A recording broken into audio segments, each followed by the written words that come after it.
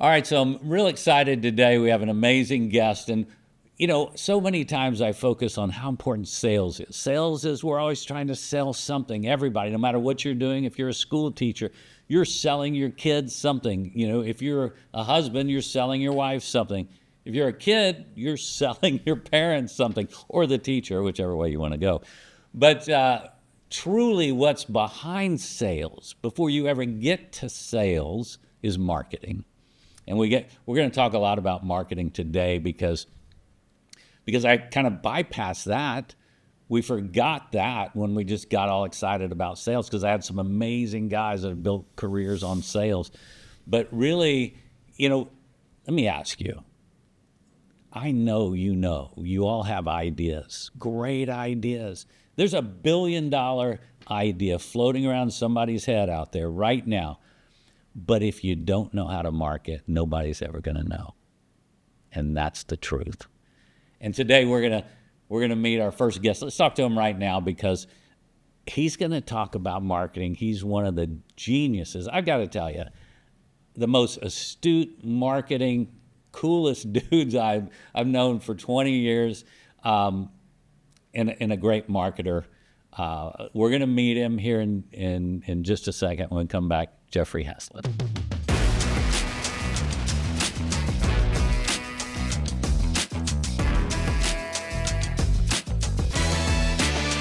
Jeffrey, thank you so much, man, for coming. I appreciate it. What a pleasure, brother. It's good to be on this side of the mic this time around, because the last time we were together, I was interviewing you for my TV show. That's right. Yeah. And you're gracious enough to give it back. Yeah, absolutely. Well, of course, this is what it's about. Yeah. Because on your show, you were very poignant and you're talking about stuff I'm doing, and now I get to suck a little bit out of the master. Oh, well, thank you very much. Because there's so many people out there really that don't get it. Yeah.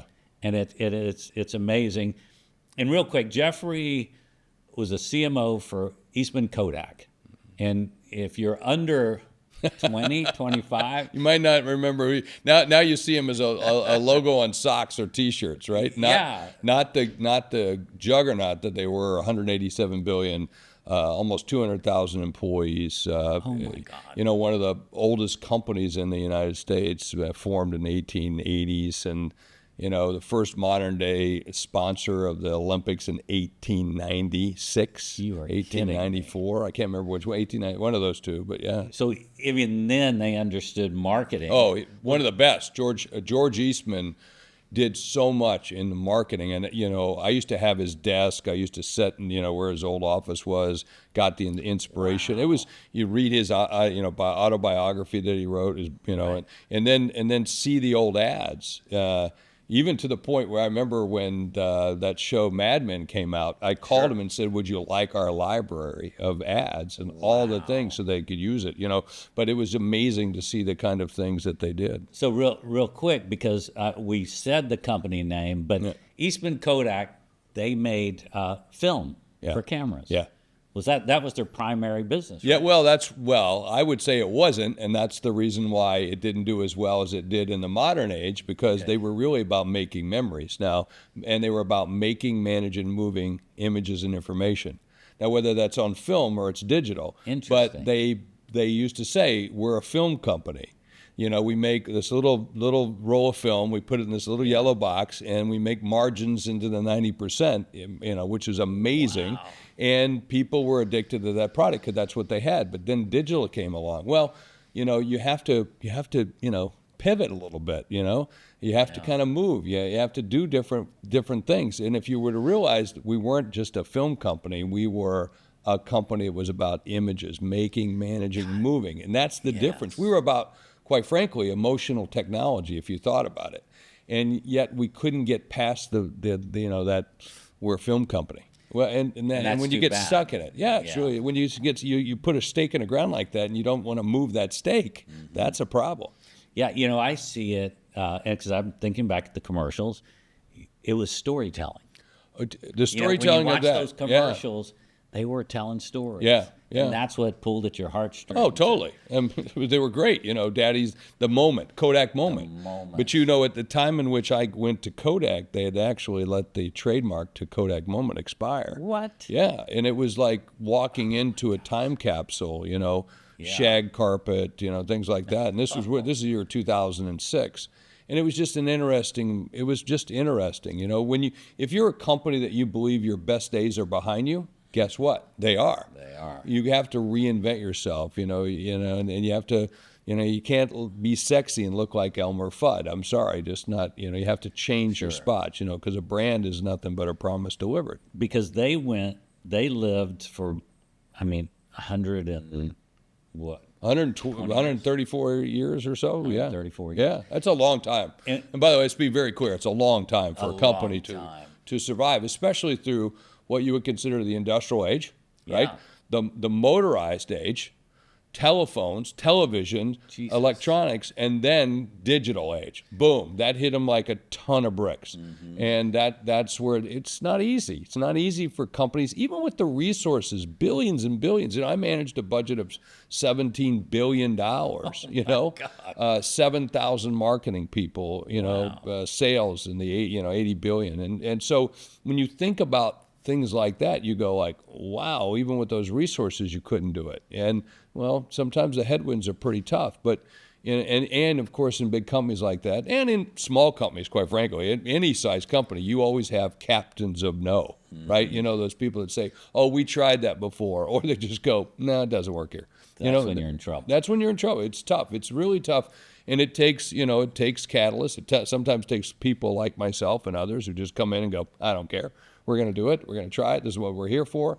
And who sees that, no matter there's a wall, okay, let's run through it. That's what you have to do. Yeah. So when you talked about that time, now how big was Kodak? 100 and what billion? Yeah, it was, $187 billion. Yeah. $187 billion company. Some kid in his garage. Yeah. Figured out how to take down a $187 billion company to create digital. Yes, that's in essence, yeah. But it's more, there's a lot of other things. It wasn't that. It was also the hubris of our success, right? That we believe this is and by the way, we were telling a story. When I got there in 2006, give you an idea, and I left 4 years later, and now I'll tell you a story just happened a year ago. I was listening to somebody talk from Kodak, and they were telling the same story that I heard in 2006. And the story was, when I walked in there, they said, we're the most visited site in the world, and this photograph that we put up every day is the most visited photograph in the world every day. Well, fast forward 18 years later, they're still saying the same thing. That's not true. What? That's a story. That's a story. And you get into the story. You mentioned this in your intro about, how to sell something. If you don't market it well, it's just a story. It's just a story. And so sometimes a lot of people do that. And that's where movies come from, Yeah. Some guy, some dad, grandfather came up and he lived this amazing piece in his life, and an artist and a writer heard that story and said, make a script about that. Yeah. Or they take an idea, and that's the neat thing about the world. Yeah. We can take an idea. Shark Tank's taking us to a whole new Shark level. Tank. I saw the original. I remember Mark Burnett. I was a judge on Celebrity Apprentice, and they floated that show to me, and it was an 8.5 by 11 sheet of paper, no more than 3 pair. I still have the treatment. Oh my gosh. That they showed to me on that show. They wanted you on it. Yeah, I was looking to be on it. We talked about me being the host of that particular show, and I said the host will never work. And they said, what do you mean? I said to Mark Burnett, the host will never work. He goes, I think you're wrong. I said, no, I'm going to have to argue with those folks, and I'm going to have to yell at them, and that's not who I am, and I can do that, but it's not going to work. And so they hired a young woman, and she was the host the first year, but nobody remembers who she was. Wow, really? Yeah, and so they had a host the first year. So, it's just, it's much better without a host. It's a great show without a host. It's lived, it's got some great people. Damon John and Barbara Corcoran and so many good people have become out of that show that have just done really characters. well. They become characters. Yeah, but they're also very good at what they do. I mean, Barbara Yes. Corcoran, I'd never get up, I'd go in a fight against her, She Damon is John, scary. Damon John I'd bring anywhere because he's just suave and sophisticated. Yeah, Yes. Mr. Wonderful, he's a nice guy personally, but just don't want to do business with him. Yeah, it's great to have all those people. I want to go back to Kodak for an important thing, because what intrigues me and what made such a huge difference with Kodak film, the yellow box. Yeah. Now, when did it go yellow? Why was it yellow? Do you know? Is there a history? No, of I that? don't know the history of why it was yellow, other than yellow and red were the colors, always were the colors of the company. And, and he always wanted a name that started with one letter and ended in the letter and was only two syllables. Now, there's a lot of different stories about it, his mother and this and that, but he just got real lucky, and that's what he did. But he was pretty smart, in terms of how he did it. I mean, there's so many things that George Eastman did. First corporate Air Force, private planes. He hired the very first female secretary ever. Up until then, the males were secretary. And then, he used to do this. He used to let the women go home earlier than the men. But, you would think he was championing women's rights. No, he just wanted them to go home and cook for their husbands early. It's a true story. But those were the times. But those were the times. But a fairly progressive guy, and amazing what he did. He's the Bill Gates of his time, or the Elon Musk, quite frankly, of his time. Before eventually he committed suicide in 1927. So did you ever know kind of the how film came up? Because they were shooting on film. Yeah, like even back in the really, truly about the 1800s was really the key piece. But when he started making film, the way that they would do it, they would preload it into these big, huge cameras, and they would ship it to Deadwood, South Dakota, where some photographer would have you in a room and you sit there like this and take your picture. Yeah, and then they would put it on a stagecoach. Take it over to Laramie, Wyoming, put it on a train that ran back and went all the way back to Rochester to be developed. Come on. No, it's a true story.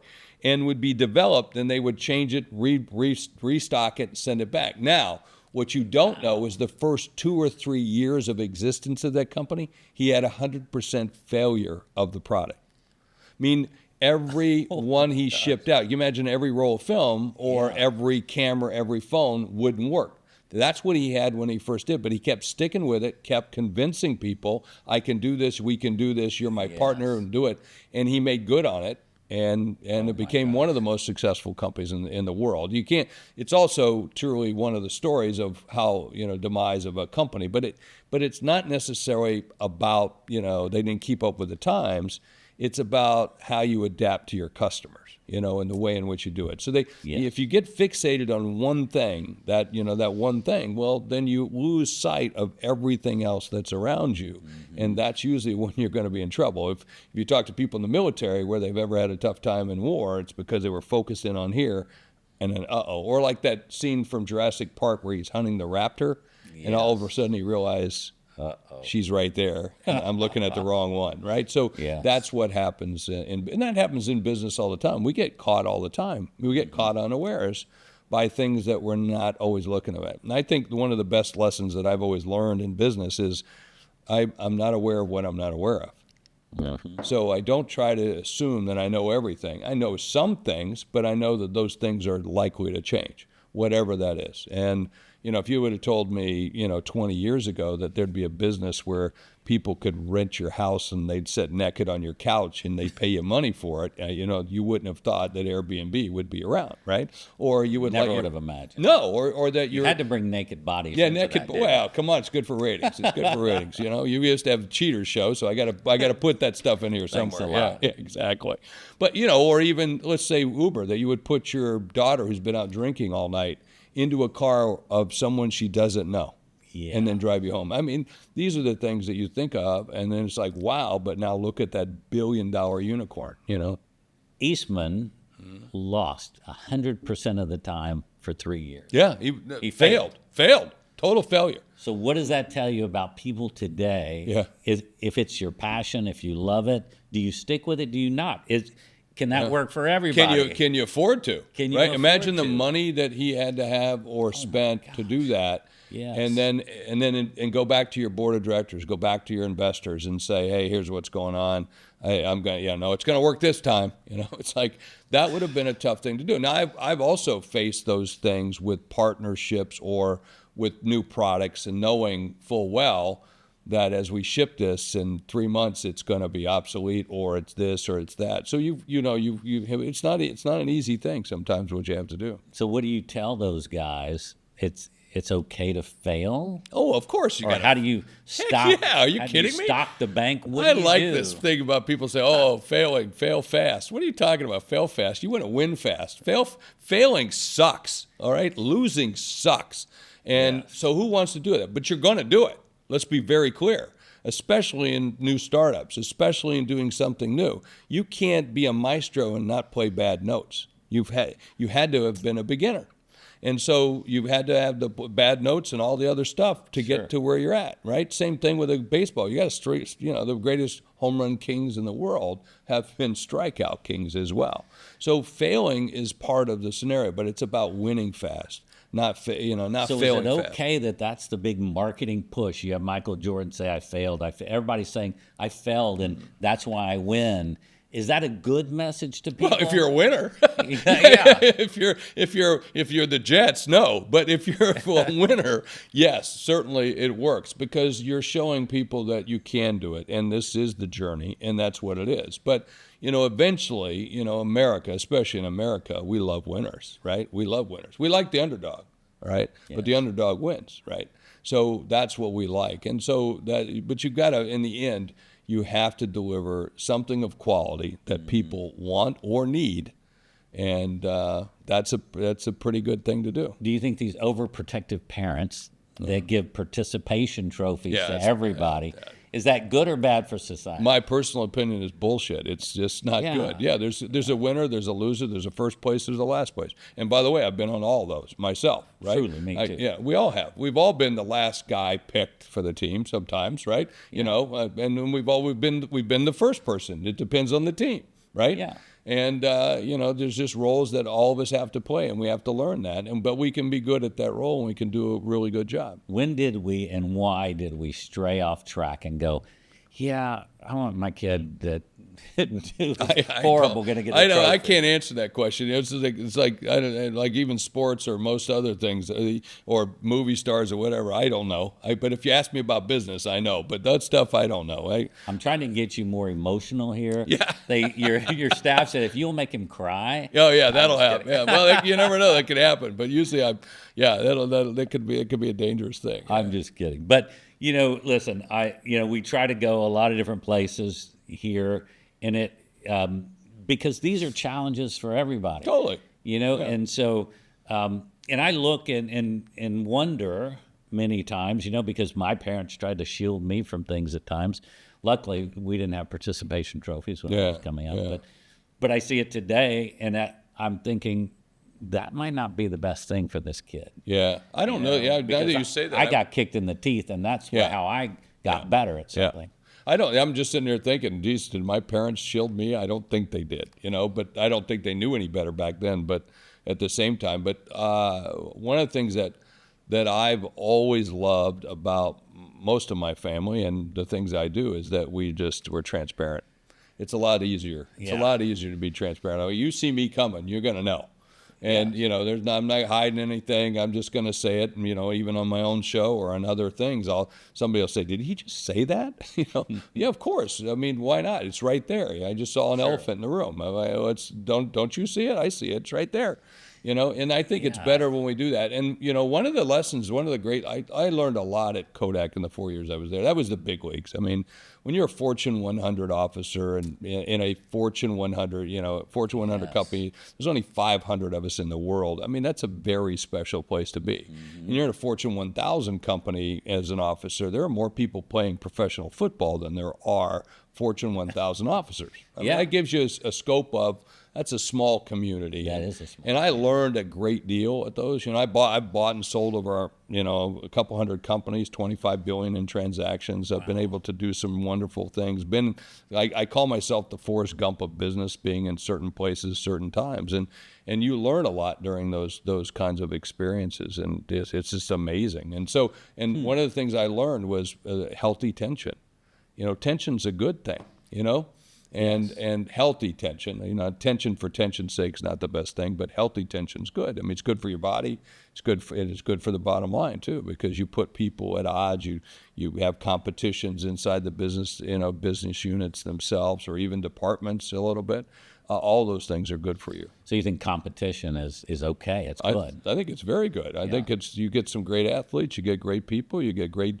Look at the technology competitions and the robots and the stuff that these young kids are doing. It's amazing to see, or even some of these school projects that you see, a fourth grader does, and you're going, that's a fourth grader? Wait a minute. That's right. Yeah. And so when you look at, and I don't want to get them confused, so help me figure that out. When you look at companies like Chick-fil-A and their philosophy of welcoming and that whole, you don't see a competition behind the door, but is there a competition? Oh, without question. But they also based on values. I mean, there's a company that has a certain set of beliefs. Truett Cathy said, we're going to build a company like this. We're not going to open on Sunday. The only way you can buy one of our restaurants is having worked in the restaurant, having worked your way up to manager. Then I'll sell you a restaurant. Are you kidding me? That's competition right there. Seriously, you're right. Yeah. But at the same time, and you can't own more than two or something. I don't know if it's two, but I would hope it's more than that, because you would hope they make a little bit more money. But they do well, because I was saying this the other day to my wife. We were talking about Chick-fil-A, because she's only been into Chick-fil-A like twice. I know, aghast. I mean, it's crazy. But we never had them in South Dakota until a couple years ago. Oh, okay. Yeah, I grew up down in Georgia, where they were invented, and we would go there all the time. So it's a little bit different, kind of like going to a Crystal. Well, there's no Crystals anywhere else outside of the South either. But that's right. But I was saying to him, there's not a time you don't go by a Chick-fil-A. It's not busy. It's not full. No, it is unbelievable. Yeah, which is great. But at the same time, they've got a little bit different belief from the founder about whether you should have same-sex marriage, whether you should be open on Sunday, things like that.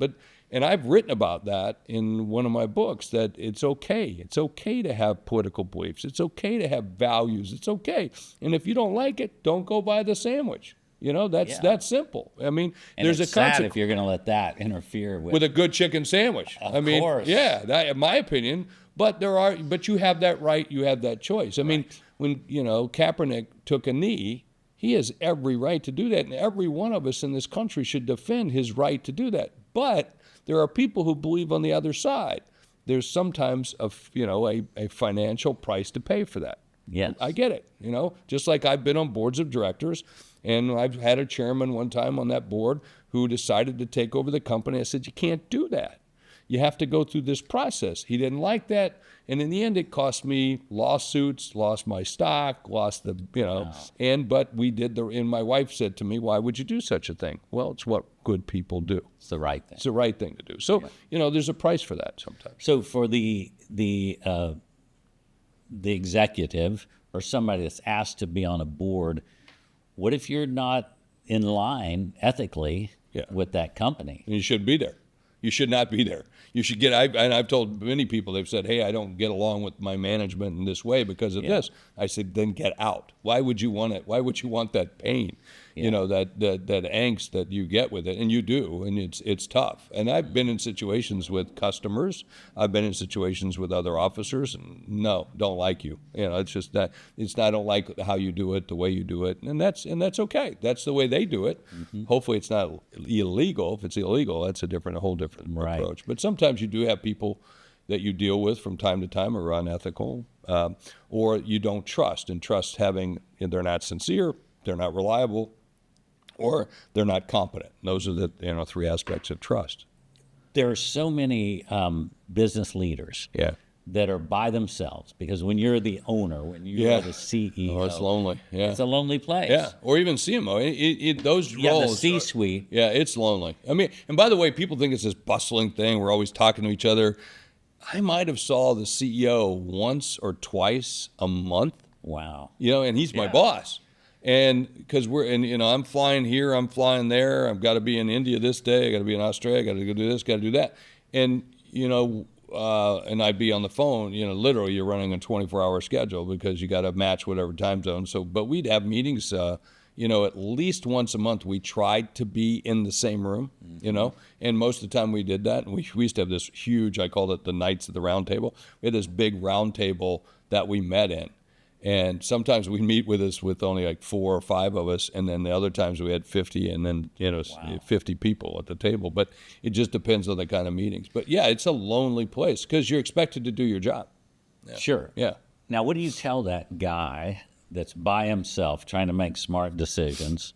Maybe he just owns a pizza joint. Yeah. Right. Maybe he's got an idea and he just launched this new cup. Yeah. Right. But it's a lonely place and nobody cares. You have to make sure that people that work for you, you're making sure they're getting paid, but nobody's making sure you're getting paid, right? So what happens to that guy? Where do we go for help when there's nobody else that'll listen? Because nobody understands what you go through. Yeah, so find a trusted group, a trusted network of people, right? So other people like you with similar values. And that's okay to do that. Absolutely. I've built an entire organization called the C-Suite Network around that because I knew the power of me getting together with other CMOs of other billion-dollar businesses and the value of that. That was amazing. And so I would get together with a group of them and we'd trade tips, tricks, things like that. And they would call me, Jeff, how do I get out of my NASCAR contract? How do we get out of the Olympics? How do we do this? How do we do that? Because, sometimes I'd look around, at that big meeting, we'd be sitting there and I'd be going, oh my gosh, this place is really screwed up. Somebody should do something. And then oh, that's me. I'm the one that needs to do something. But you don't always know what to do. Right? You imagine me from Sioux Falls, South Dakota, stepping into a multi-billion-dollar company, and I'd look at these numbers, and it's billion here, billion there, billion this, and you go like, how do you make those decisions? Well, I just took the zeros off, right?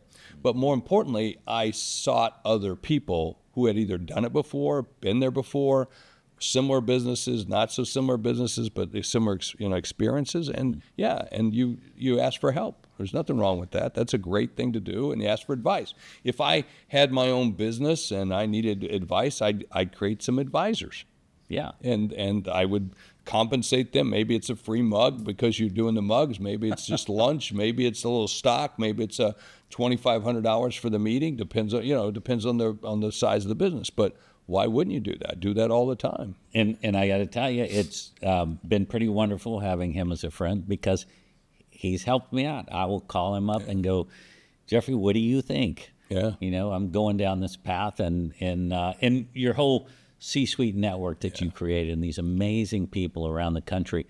I mean, how did that idea even happen? It was really around, when I got to that level of being in a Fortune 100, and I look around, and I didn't know who to trust, right? Mostly, and now in today's digital world, you look at a website, you don't know if they're a billion-dollar company. You don't know, they just might have a really good designer. Or you look at a LinkedIn profile, and you don't know if that's real, right? Mm-hmm. I mean, all these things are in a digital world. It's a little tougher to do. Where before you had a coffee clutch, a group of people got together and run a business. Now we're digital, so we're all over the world. So I just looked for a place that said, hey, can we create a network of trusted C-suite executives, where you got to be VP or higher to be in. And it's not to say we don't like everybody else, but no, if I know a VP at this company, a VP at this company, zeros or no zeros, they're doing the same kind of stuff. Right? Yes, Yeah. yes. So if you start putting people together based on roles, based on their industry, based on their size, based on their geography, that's a pretty cool network of people. Not networking, but a network for people to have great resources so that you can call up and say, hey, give me some head. What happened when you did this? Because you don't want, I don't want advice. I do not want advice, because advice is usually given by people who've never done it before. right? That's I- pretty smart. You're Yeah, right. I want counsel. I want to call someone who's done it, who's been through it, and done it again and again and again, so that I can try to avoid as many of those pitfalls that you're going to have, right? And get to the good stuff as fast as possible. And the important thing is, don't sell it short. It's okay to pay for advice. It's totally. okay to because that advice is going to be worth that money 100 times. Especially if the person that you're getting advice from has been there, done that. I mean, Right. I'm on 12 corporate boards today, 4 of them publicly traded companies, but I've been, on boards like DocuSign and other companies where I first saw that company when it had 18 employees. Wow. And then of course took it public $21 billion later, right? So you can bring some of that counsel, right? That experience to say, hey, think you should do it this way. How about call this person, do this, do that. And I can give you hundreds and hundreds of examples where that's played out in real life, where where I've been on a board, saw something and said, well, I suggest we do this because of this, and saved ourselves $50 million or whatever it might be. Yes. There's a lot of people that, and I think that's a big downfall. They're scared to put their toe out there, right? They're scared. Yeah. They believe, That's a human trait, right? Yeah. That's a human trait. Our race survived, right? Our sense of being survived because someone ran faster than the other guy when the bear was chasing him, so to speak, right? Yeah. That's how we got to where we're at. So it's inherent that fear is built into our DNA, all right? And it's usually that first second or two, but usually count past 3, you can get through it. Yeah, No one's going to die. mentorship is so good. Yeah, well, and I kind of put those in the same category, oh, totally. as that. Whether you're paying a mentor or whatever it takes to get that. The minute you're going to lose is when you think you know everything. Yeah, or a coach. Or get yourself a coach. There's a lot of people that do that. I'm lucky in that I've not had a lot of coaches, but I've had a lot of coaches. Yes. Because I've had, my CEO, who we butted heads a lot when I was at Kodak, but did I learn a lot? But I also feel I contributed a lot, right? But I can remember times when we would be in front of 3,000 or 4,000 employees, and I get pretty heated about what we're talking about, and he'd just lean over and touch my legs, so I'd calm down. Yeah. That was good to have, because I would have, we're the third day on the job, I got called up to his office because I did something very big and somewhat inappropriate for the company. And I didn't put it through the right kinds of filters that I should have. Interesting. And I thought I was going to lose my job on the third day. And, he showed me that, while you might have checked it out with the women's group, did you check it out with the Hispanic group? No. Well, don't you think that's important if your CEO is from Spain? Yes, sir. I do believe that's important, right? Yes. Yeah. So it's good to have those kind of mentors, but they're coaches for you, right? And we all have that. You've coached me on TV. I think I've coached you on some things around marketing. Yeah, we all have those people, and that network of people is so critical. Truly. And that Rolodex of people. And I'm lucky in my career to probably have one of the biggest Rolodexes in the world, where I'm only one step away from somebody of who I know. As Bob Bodine would say, the power of who. Everybody you need to know, you already know. I just want to see your phone. I want to go through that Rolodex and just get blown away. But my phone, the phone's got a lot of people in it, but that CRM system's got more. That's I focus a lot on systems because to get in the phone, you're gonna have to be pretty special. You're in the phone. My wife's in the phone. Kids are on the phone. Yeah, but to be in the phone is pretty special. But How long have you had the C-suite? We've been operating about 10 years now. Yeah, it was just something that when I left Kodak, I thought, and then I went on to do a show on Bloomberg called the C-Suite with Jeffrey Hayzlett, where I took people into the boardrooms where 99% of the people who worked at the company never got to go in. Which is amazing show. It was a great show, yeah. And I wish it was still on today. I do too. Because it was really good, and you did get to see stuff nobody got to see. gets. Yeah, and it was always around a premise like, what are they doing, and why would they do that, and why would they make that decision? Like Domino's, one time I saw a commercial on Domino's, and it said, our pizza tastes like cardboard. Well, wait. A company's running a commercial. Why would they do that? And they say, well, come back and taste this, come back and try us. Well, they changed the brand promise of the company, and well, what were the results? And I take you inside the boardroom and say, okay, tell me what the conversation was like. Let me see if I have this straight. And the result was, their stock went from 98 cents, I think, to a little over $400. One of the greatest comebacks in history. It's amazing. That worked. It did work. It did work. And you know what they did? They told the truth. I mean, that's amazing. It's amazing how that works. It's amazing how that works. They tell the truth. They ask for forgiveness and say, "Come back and try us again." And everybody did. And look at the result. Genius move. It was brilliant. Was it in the C-suite developed or market, Nope, or C-suite. was it an ad agency? No, it was the CMO. You can imagine sitting around a big boardroom table, and they're all talking about how great they are and how good they are and so forth. Yes. And the CMO raises his hand and said, "No, I'm sorry." He goes, "I have to show you this." He goes, "I have the survey, and the survey says that our pizza tastes like cardboard." And everybody said, "Well, it's not really no what." And so then the CEO recognized it, and to have the right elements at the right time. Right. And at that time, Domino's, when you look at the company, was selling more chicken than pizza, so they decided to change their name to Domino's, from Domino's Pizza to Domino's. They decided to change the slogan of the company, "Come back and try us," and so forth. Because at that time, if you remember, it was 30 minutes or it's Free. Well, so they cared more about getting you the box than what was in the box. Wow. So they took that survey and said, oh my gosh, let's go out and get world-class ingredients. Let's change the recipe. Let's change the name, and then let's go back out. And, that's changing the brand promise. And the CEO said, no, it's not. I said, yes, it is. You cared more about the box. Because every one of us knows, that we used to call Domino's, and what was the first thing we did after we hung up? Checked your watch. You checked your watch, yes. Hoping they were going to be late, so you get a free crappy pizza. That was basically your highlight of Saturday night. Wow. And they changed it. Yeah, they changed it. It's amazing. There's all kinds of company examples like that. Yes. But that was the CMO, Jeff Weiner was his name, raising his hand and saying no. And what a pivotal moment. I mean, seriously. Yeah, but the more important thing was the CEO recognized it. And so now, what was their trajectory at that point? Oh, they were not good. It was not good. Well, when your stock is under $1, it's not good. When your stock is under $10. So when they started out, everybody got excited.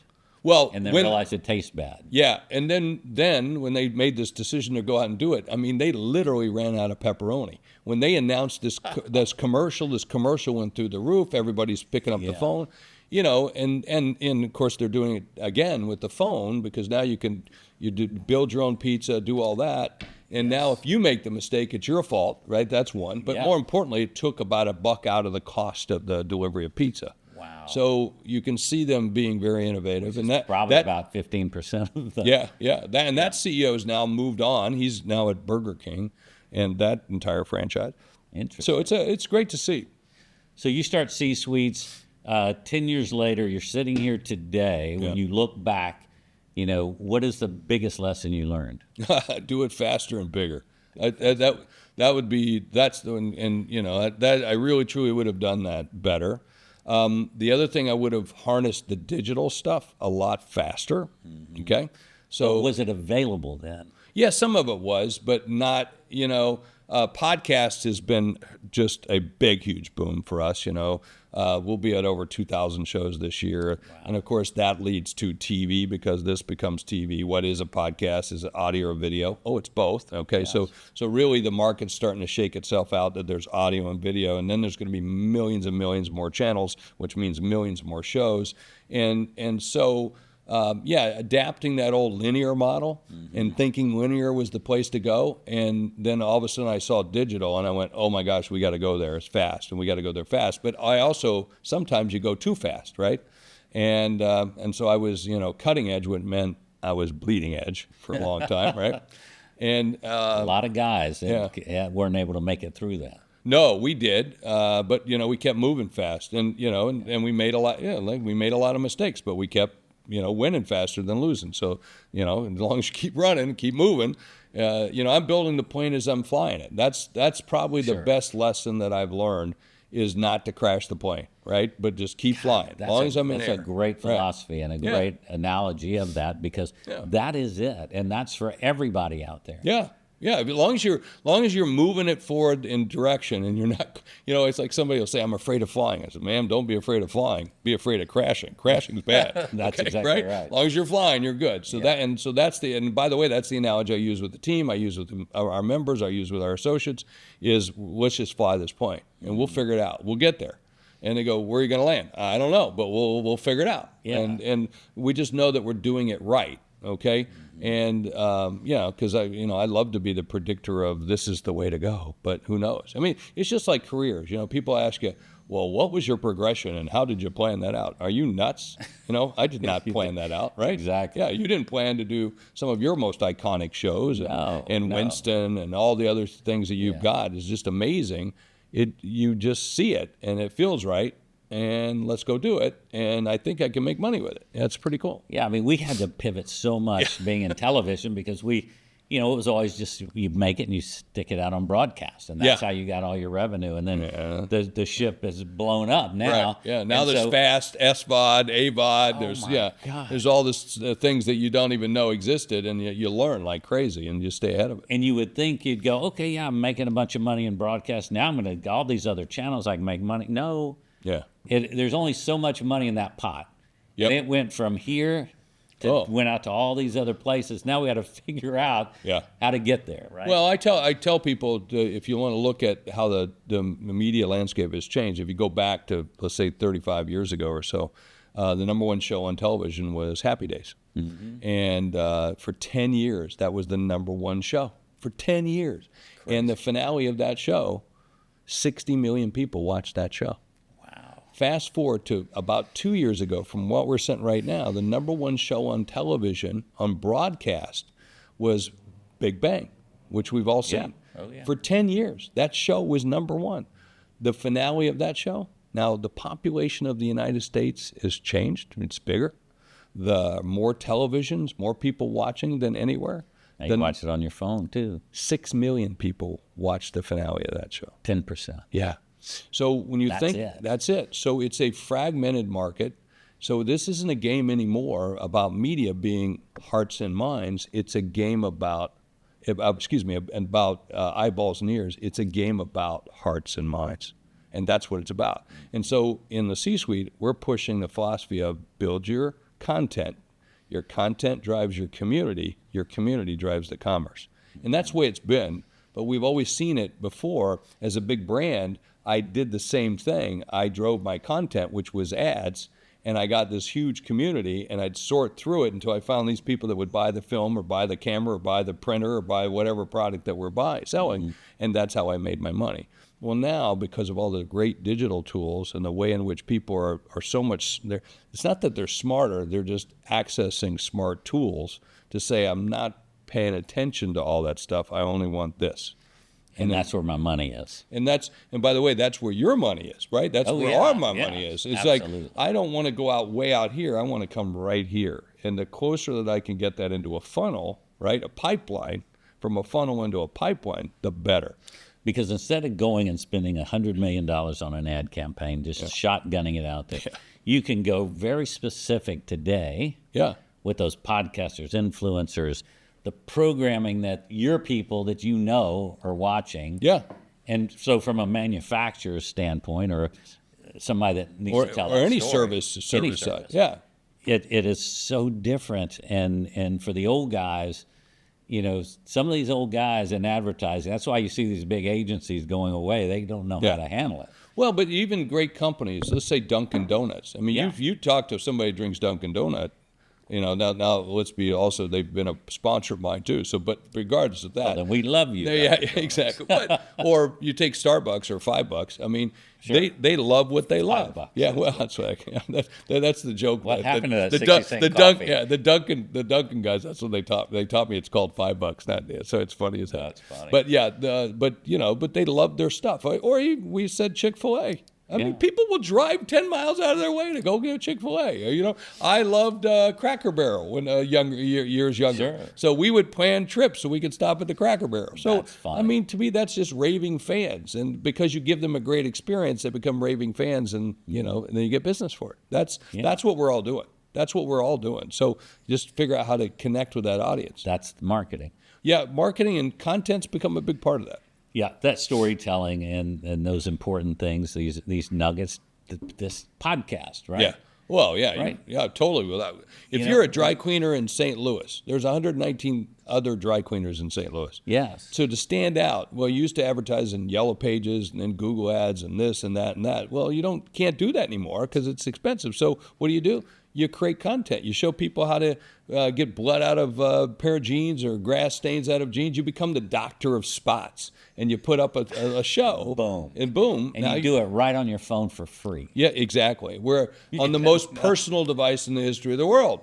Is that phone. I mean, you know where your phone is more than you know where your children are. If you lost your phone and your kids in the mall, which one at the same time? Which one would you go looking for first? I hate to say it's true. The phone. Exactly. You know, it's amazing because and I talked about this in this talk the other day. You know, with these folks, back in the day, we would spend $1 million on an episode of television, scripted TV. Yeah. There was only 3 networks. Right. You know what I mean? Yeah. And today, and you can only reach 100 million people. Right. Today, you can reach 7 billion people with a touch of a button on your phone for free. Yeah, and you've created a show for $150 or $200. Yeah. In some cases, you can do that. Now, you know, or when I was doing my primetime show, I was creating my show for around $66,000 to $88,000. Yeah. For a half-hour show. That's unbelievable. Truly unbelievable. Yeah. And you see a good show like the old Celebrity Apprentice. You know, they produce that show for $300,000 or $400,000 or $500,000, depending on whether they're doing an hour or a half hour. And so, what amazes me about that is Burnett and Trump. The side contract they had was they got to keep the sponsor money from the clients that they brought in. Was that true? They had a very unique model. So because they would make like $1 million. Well, more than that. And the production companies got going, wait a minute, right. How are you getting to keep Yeah, it's actually more than that. If you were on that show, if you were advertising on that show, it was more like about $3 million for that show. So that was genius. But it was worth it. I will tell you, every dollar I spent on that show as a sponsor on that show was absolutely worth it. It was an infomercial for yeah. Totally. An hour show. We practiced. We used to practice. We would set up a boardroom and practice as executives. How many times could we say Kodak, or how many times could we do something that they would say Kodak during the show? Wow. And we averaged 37 seconds. Every 37 seconds, they would say, no, go back and watch. Go back and watch. Our episodes, they're iconic. It's unbelievably iconic because of the way in which we set up the task, the way in which we set up what they had to do, and the value proposition of how they said. So we practiced that. And so we also knew that we had so many minutes to get our message across, so we practiced those things, as opposed to other companies that don't do that. Yeah, and that's so important. No matter what you're doing, plan. Yeah. If you're going to go do a video and you want to market your company, as he was saying, you want to take stains out of your jean and you're going to be the stain guy, right? Although it's going to look spontaneous, and it needs to be, right? It needs to be authentic. Well, you're still going to be spontaneous. It's not a script. You're going to have to. But understand, make sure you got your message there. Yeah, you want to be if you're going to give a speech, you practice it. Right? That's right. And it's like Henry Kissinger once said when he showed up at a press conference, "What questions do you have for my answers?" Right? And so if you're going to be good at business, you want to prepare yourself for all the inevitable situations that you're going to face. Now, you never want to pull some of those cards out, but you want to be ready for those things. You have to be ready. You have as an officer, you have a responsibility for that. So we had scenarios in place and plans in place. What happens if we lost these 4 officers? What happens if we couldn't fly in the same planes together? Things like that.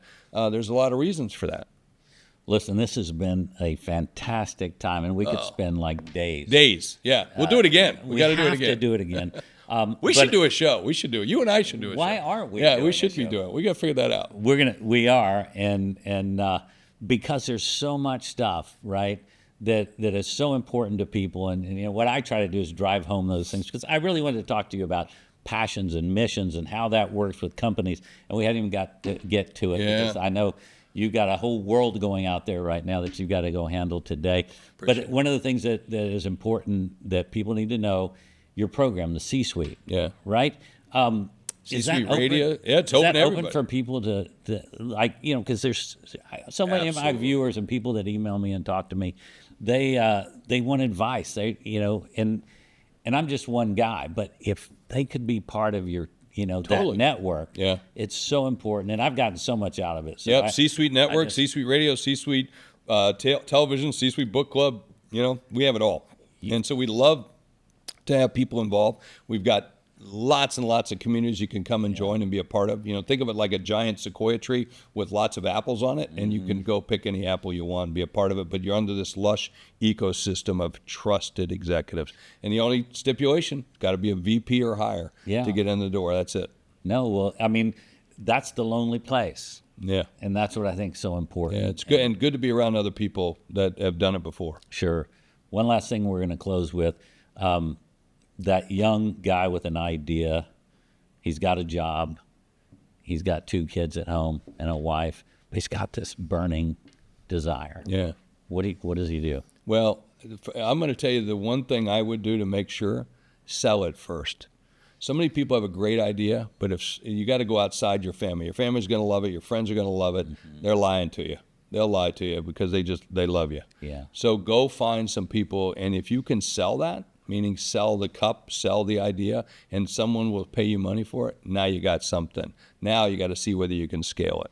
So, you know, and don't tell me that this is the only one. Well, if it's the only one, it will be the only one, okay? So you got to be a place where lots of people are going to want it, a lot of people are going to need it, and that's the most important thing. Go outside your world. Absolutely. Test it out. Go check it out. Make sure. You know, I come up with lots of great ideas that become bad ideas, right? We all do.